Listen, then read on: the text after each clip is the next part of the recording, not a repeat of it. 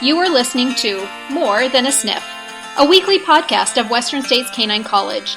I'm Joe, owner and principal trainer here with my colleagues Chris, Michelle, and Shannon. Today, we are going to talk about the come command, and we're going to kind of get down to some of the nitty-gritties of come and some of the different techniques and why come is so difficult, but yet so easy for others. And so let's start this with talking about connection. And I know we talk about this a lot in a lot of our previous podcasts, but creating connection, what's connection, and what if we don't have connection? So that's going to be our first kind of line here. And Michelle, talk about connection as it relates to your dogs, and also talk a little bit about some of the dogs that you're training that have connection to you but don't have connection to their owners. I think when you were talking about connection, it's such a complex thing, because even in my own pack, I have different connection with all three of my dogs. And I can think back and think of how I created those differently, but they're still so hard, and it depends on the dog, and it depends on the breed, and it depends on how you raise them, and the puppy you picked out of the litter, and everything. So I think just talking just generally about connection is so complex. But that being said, I think the biggest thing people struggle with is that they send their dogs away, and they want their dogs to go out and play, and they want their dogs to be away from them, and they want them to be in the backyard and behave themselves and be able to, entertain themselves. And I think that's the hardest thing to get across to people is stop doing that. Stop doing that. If your dog wants to be with you, let them be with you. And I think about that like with my dogs. Rambo was our first, and he was definitely the one that I tried to push away the most, especially because he was already kind of weird with strangers. Like I pushed him to go to doggy day camps, and pushed him to go play with other dogs, and pushed him to have to be with other people when he didn't want to be. And in some of that was training, and definitely you have to accept other people. But at the same time, at the time when I first started doing it, I was just pushing him away, and it wasn't like, hey, you can go over there. I'm still here, and I'm still going to protect you. Which when we hired Joe, that was kind of what she said. That's kind of what we learned was we're still here. We're still connected to you. We're not actually pushing you away.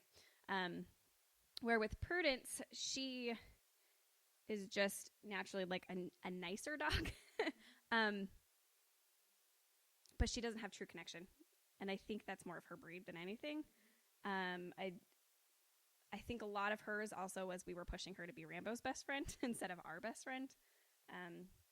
Where if you want to talk about Murphy, it was completely the opposite, and we wanted him to do everything with us, and we have great connection with him. I think that also, once again, has to do with his breed, though. Being a herding dog, I think he wants to be with his pack and his and herding us and stuff. As for the dogs that I work with, it really just depends. It is, some dogs connect with me and not their owners, and some are completely the opposite. Some dogs I think have no connection at all whatsoever, except for to themselves. And there are definitely things that I believe at this point that you can do to fix those things, by not sending them away, by letting them be with you. I think the biggest thing that has helped is, oh my gosh, what is it the leash thing? Wandering. Thank you. I was like, why can I not think of that? I have noticed a huge difference in dogs using wandering recently, which has helped a lot. So, yeah. So Shannon, talk to me a little bit about taking on a shelter dog and building that connection, because a lot of the shelter dogs are pushed away, and a lot of times that's why they jump the fence or get out or figure out a way to get away from home, is because there's no connection there, and they're going to go find it, and a lot of times they have to find it in themselves, and so the connection to people hasn't been positive. And I know you've had a fair amount of rescue dogs that you've taken in. And tell me a little bit about how you worked on that connection. So when you go and pick out a shelter dog, you don't really know what you're getting. Yeah. They don't know you. You don't know them. So you bring them home to your house and then you have to figure it out. Right. You know? So you just build a relationship with the dog like they're a stranger. You know? Sure. You get them like a variety of toys. Do you like this kind of toy? Do you like to play this kind of game? Some dogs connect to you naturally more easily, and it might just be that their personality is that they have had better experiences with humans and like them better, and so they trust you more. Sure. My most recent rescue dog, Boston, when I got him, the first day that I brought him home, I had a screen door on my house, and the screen door didn't latch all the way, and he ran out the front door into, I lived in a condo, and so like all the, it has like a sidewalk down in front of all the condos before it gets to the road. Yeah. And that's the area that he ran out in. And I thought to myself, I have this brand new dog that doesn't know me, may or may not trust me, and he just ran out of my house because he bumped the door and was like, outside. Yeah. So, and he had a foster parent, and the foster parent said, this is a really good dog, but he doesn't know his name, which meant to me, he just won't come when you call him. Right. Yep. So that was an added layer of problem. I'm going to try and call this dog, and he will not come to me. So I went out the door, and he was just standing probably about 30 feet away from my door looking at me, like wagging his tail, like, oh, what are we going to do now? Right. What's this game going to be? Yeah. And so I made like a motion like a monster, like I'm going to get you. Yeah. And I turned around and ran as fast as I could back into my house and held the door open. And he chased me back inside. And that's how I got him. Yeah. But that's kind of like a communication, a connection to that dog. Yep. I'm going to play this game. Will you play with me? Right. And he was like, yeah, and ran back inside the house. Yeah. So you have to figure out what your relationship is with the dog and how you're going to communicate with them. And that's how your layers of connecting with each other build on top to make a deeper relationship. Yeah. Yeah. That's good. That's good. So the first thing, whether you've had your dog for years or whether you are just a brand new dog owner, puppy owner, whatever it is, adult, rescue, whatever, if you don't have a come command, then the steps that I would always tell everybody is, one, the dog needs to be on a leash all the time. Connected. What a concept. They're going to go to the bathroom with you. They're going to do laundry with you. They're going to do the dishes with you. They're going to read a book with you. They're going to get on and work in the office with you. And then when you can't have your dog connected to you, you can put them outside to give them some dog time and away time. But it is what I call dog time, not to get your dog away from you. And then when they come back in, the leash goes back on, or they need to be in their kennel. And so hand feeding, playing, finding that toy, that game, that joy. And so we eat together, we sleep together. And I'm not saying your dog has to sleep in your bed, but when it's bedtime, crate in the room as much as possible, to start with, especially with rescues, so that we survive together and that you're the source of fun, you're the source of food, you're the source of survival, and that you're going to keep them safe. And this could go on for a good 3 months until you feel like you can drop the leash and the dog follows you. And you step outside and the dog is right there ready for you. And that's one way that I always test connection, when, I'll ask the owner to put the dog outside and then we will step outside after. And if the dog runs up to them, I've got a good idea that we have some connection. If the dog looks at them, then there's not enough leash time. If the dog totally goes, oh yeah, I'm just going to keep doing this, then there's no connection.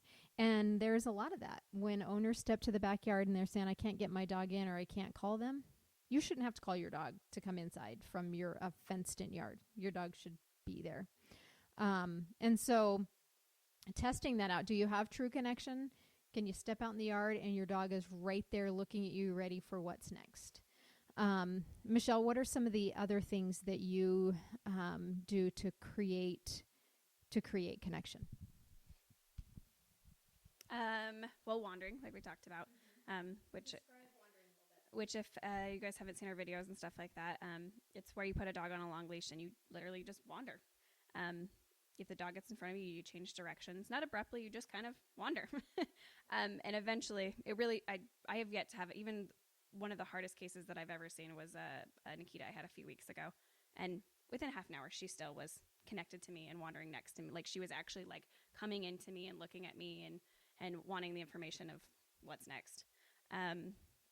So I think wandering is a big one. And how long would you say somebody should wander in a day, or how and duration meaning how long should you do it, and then how many months is it going to take if you wander? Well, I mean, I think any training, that depends on the dog. Like I said, that dog probably took a half an hour, but I worked a doodle a couple weeks ago, and it was 10 minutes, and he was already connecting into me. And we did it every day for about a week, and then we started adding actual commands to it. So it's not a forever thing. I would say most dogs are probably about a week of every day doing it, and usually gets less and less time. That Akita was a half an hour that first time, but I bet a week later she probably was 5-10 minutes, if that, if they were following through. And then after that, you're going to start adding the actual come command. So if they do kind of wander off from you, you're going to start stopping and saying, Fido, here, and then hopefully you'll get that connection and they'll come to you. So that's the one way to also start the actual command of it as well. Yeah. Like you talked about having a leash on all the time. Even I tell people, even if when they're cooking, just back tie your dog close to you so that, I mean, your dog doesn't, yes, I mean, the point of it is you want your dog actually connected to you, but if they're involved in what you're doing, you don't have to have that leash around you. I know that can be so obnoxious sometimes, but just having them involved in everything that you're doing. Not to mention, I don't understand why people would want to send their dogs away. Especially let's just say take puppies, for instance. By the time they're a year old, that dog is going to be so used to whatever it is that you're doing, they're just going to settle into it, and they're not going to be obnoxious and driving you crazy while you're cooking dinner. But if you don't do these things and let them realize that they can be calm in these situations, they're going to always do that. Yeah.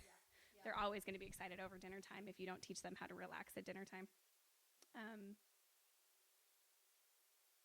I mean, get your dogs involved in everything you do is really what it is. Yeah. I think over the years of training, for me is, we've become such a digital world that we're not as actively involved into being in the moment. We're semi-disconnected in such a weird way. And so it's easy to go to the dog park and send your dog away, because if they don't come, where are they going to go?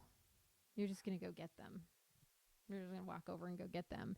And so as in general, it's made it easier for us to become lazy and disconnected. And I think in general, disconnected from a lot of things, not just our dogs. And so our dogs don't find value and purpose in hanging with you because you're not creating purpose and value to it. Shannon, talk to me a little bit about if your dog has connection, the next thing that we lack is purpose. Our dogs having purpose. If they have no purpose, they're going to find purpose someplace else. So talk to me a little bit about that concept. Sure. I just look at it that whatever activity you're doing, the dog can see what you're doing, and they should have a response to whatever that activity is, and that response should be their job or purpose for that thing. So if you're cooking dinner and you don't want the dog under your feet or jumping in the oven, maybe they have a bed in the corner of the kitchen, and their job is to be on their bed while you're cooking whenever you're in the kitchen. And if you're not in the kitchen, then they don't have to be there. Yeah. Or like with my dog, we do play video games.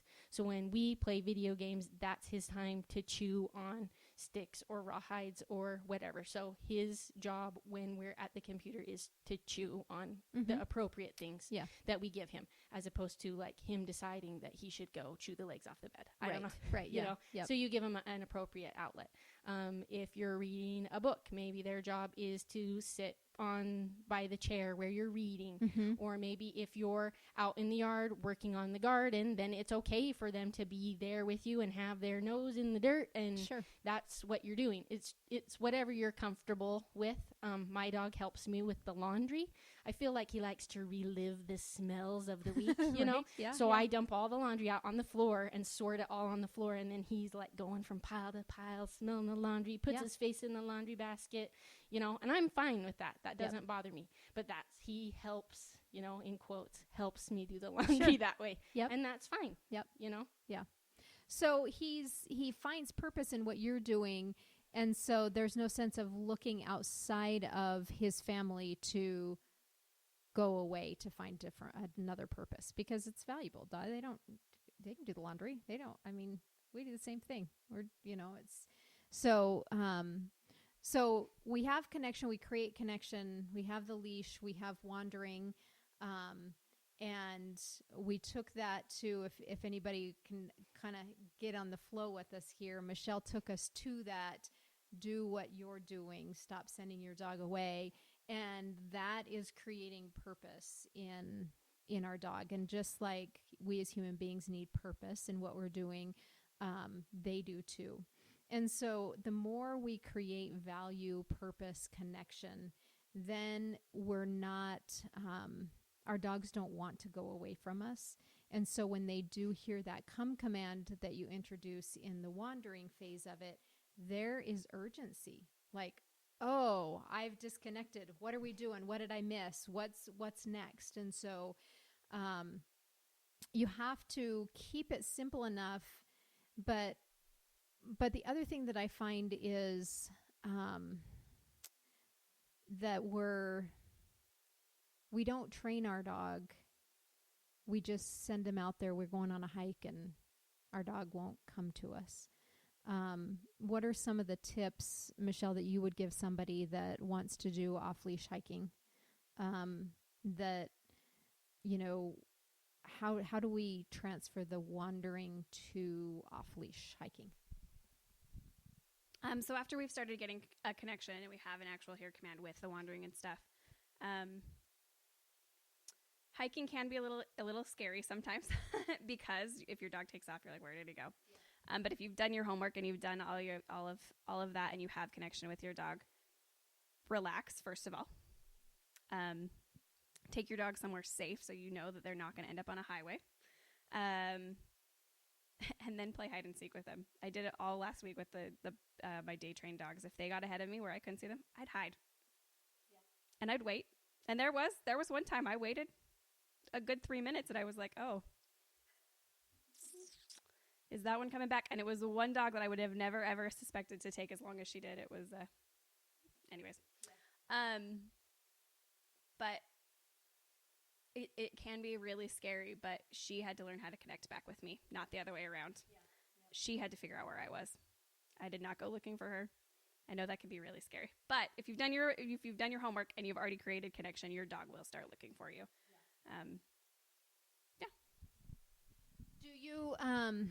Do you leave the leash on? Like, I know Louis goes out with you, Shannon, hiking. Did you leave the leash on him at first, and letting him drag, or did you just do it? Phases. I started with having like the leash tied to me. I didn't want to hold it Yeah. because you give your dog feedback when you're holding Right. the leash, I feel like. So when you're on a walk, that's fine. But when you're hiking, like, you might like fall down a mountain and have to grab something. And if you're if you're holding onto your leash, it can Yeah. be dangerous for you. Yep. So I attached it like to my belt loops of my pants so that I wasn't giving feedback of like when you're on a walk, like healing, but just like be in this general area around me. Yeah. And then like dragging a longer leash, having a shorter leash that just hangs but doesn't drag on the ground, to no leash at all. Yeah. So you do have to do phases, and you do have to have realistic expectations. You know, I think a lot of people have a problem with come because they have unrealistic expectations, and humans use words and they mean lots of different things. Right. But your word needs to only mean one thing to the dog. Yeah. Yeah. And so I think they use the word come to mean a lot of different ways that the dog should be with you. And I think you need like separate words for what the expectation is. Yeah. Yeah. And not break the rules. So I don't when we're hiking, I say, let's go. Because then, you know, if they're around in a general area and you say, let's go, they don't have to come right to you. Right. They just have to know that you're going Follow away. me. And they should be watching you, but, you know, things are exciting and sometimes they don't pay attention. So if you just say, let's go, then they're like, oh, yeah, That's we're right. going. Yeah. We're going to go do something. So I think having that in your arsenal, that your different words mean different degrees of how close the dog needs to be to you, then it helps them not fail. Right. And that's a great word. What if we do fail our dog? What if all of a sudden the dog takes off and finds a new friend and is going away? And my response to that is, go back to the leash, go back to wandering. You haven't done it enough. You don't have true connection. And so, you know, if you fail, you just go back to the drawing board and start over. And definitely take it in phases. And definitely words are really important. And one of the things that another thing that I've noticed with the come is, the overuse of the dog's name. And again, it means so many different things. And so, Michelle, talk to me a little bit about what does your dog's name mean to them? My dog's probably absolutely nothing. Especially because they have 17 different cutesy names. So they look at me when I say their names, but like it has nothing to. They know their names, and you know they know their names. They will look at us, but it has definitely not ever been a like Murphy, and you have to be here, like ever, you know. With that, so we never use the word come either, because we'll say let's go or come on, and like come on like means like let's just start moving and stuff. So we use the word here. I think that's just whatever your preference is. Just don't overuse it, whatever that is. And here means get your butt here right now. And it means I literally physically have to be touching you is what here means. Where come or let's go just means let's move on. Yeah. So my dog's name, as strange as it is, as I was working through this and, because they're off leash a lot, we don't do a lot of leash stuff. So, their name is kind of like the leash to my dogs. It's kind of that you've gone too far or you've disconnected from me. And that's when they hear their name. I don't really use their name to come to me. I don't say Bora, come, or here. And I use here as well. But it's more like that pop on the leash is what their name actually kind of means. It's like, no, you're doing the wrong thing. Which is super strange because I've never really thought about like how I use my dog's names. Because I don't use their names a lot. But when I do, it's definitely, I guess you could look at it as it is a negative association in a way. But they just need to fix whatever they're doing. Stop doing what you're doing. So it's definitely, I don't use their names a lot, and it definitely is like a correction on the leash for mine. What does Louis' name mean to him? I think it probably means nothing. So everybody comes over, Louis, Yeah. Louis, Louis, Louis. You know, if I say Louis and he's in the yard, he'll look at me, but he doesn't ever come closer to you if you just say Louis. You know, I think my come command is actually cookie, because if I say cookie, he'll come right to you. Right, and you could grab him and do whatever you want. So I don't ever say come, but if I say cookie, woo, he could be in outer space and he'd come. So it doesn't matter what your word is. As long as you stay consistent. Yeah. As you were saying that, Joe, it just made me kind of think, I really do. I probably have 10 different nicknames for my dogs, and I use them all the time. Like Murphy's Schnoodles, I call him Schnoodles all the time. But when I say Murphy, it really is more of a, like, stop what you're doing and look at me. And I use his name in a different tone. I never say, oh, Murphy. It's Murphy. Like, and then he's like, oh, what? And it's not a here. It's more of a, like, oh, just stop what you're doing and look at me so I can give you the next information. But it's funny. I say my dog's names probably 17,000 times a day, but it's never their actual names, ever, now that I think about it. So. Yeah, people use their dogs' names a lot. And it's never been my thing, because I think more than anything it annoys me. Like, that's not how we communicate to people. Like, so Shannon, tell me a little bit about Louis. Oh, Shannon. Wow, Shannon. Michelle, that's not how we naturally do it. But somehow we do that to our dogs. So it's really funny to me when people all of a sudden want their name to mean something, but they use it all the time. So, and that's part of come. That is where our, we need to say their name and then the command. And more than anything for mine, when we're out off leash, I probably, because we have a pack, I'm not going to go through and say, Bora, Chianti, come, and it's, hey, here. So I don't use their names a whole lot, and I don't have nicknames for my dogs or anything. I think we just have this really silent, touching relationship. As you guys know with my dogs, so it's very physical. And so it's just more of this silent connection. And so, when I say their names, it usually is and that's how it is with the kids too. If I'm going to say your name, you're probably in trouble. So think about as we're talking about come, Shannon, back to setting realistic expectations. What does the name mean to your dog? Because if you're overusing it, and I don't know that overusing it is the right word, but if you're using names a whole lot, it's a connective word, but it's not a purposeful word to them. It's our identification, our connection to our dogs, not your dog's connection to you. And yeah, who cares what the word is, as long as you associate it to the behavior, the place, the positive side of it. It doesn't matter. You could use the word box. It doesn't matter. It's how you've trained it and what that word means to the dog. So with come, we need to create connection or have connection, wander on a long lead, 10 to 15 to 20 foot long leash, long rope, doesn't matter what it is.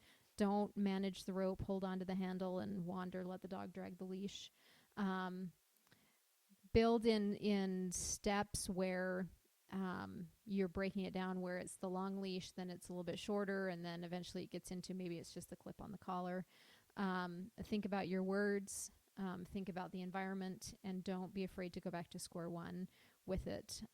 Michelle, do you have anything else to add to the foundation of come? Okay, Shannon? Just wherever you want the dog to do it, practice. Yes. That, like, if your dog will come in your house, fine. And then you take your dog to your friends and then they will not. And you're like, well, why won't my dog do this? You change the picture of what the expectation is. And so if you want them to come to you every time you say that, then you have to practice it everywhere in the world. Yeah. for them to do it when you need it. Yeah. Because you don't really need your dog to come to you in your house. You don't really need your dog to come to you in your yard. You don't really need your dog to come to you at your friends. So then when you're out in a dangerous situation, why would your dog think they would need to? Yeah. Yeah. You're right. And it definitely is the association and picture. And I mean, I'm going to touch on two things here. The hide and seek game is definitely valuable in a safe scenario, and even out hiking. All of our dogs will disconnect from us because they're dogs, and there's all kinds of good stuff out there.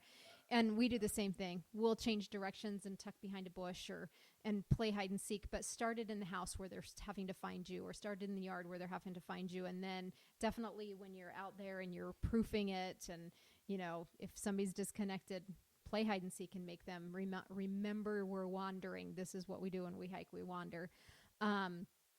And so that's a great fun game, and definitely a great way to proof and to make sure that your come is really, your dog has connection.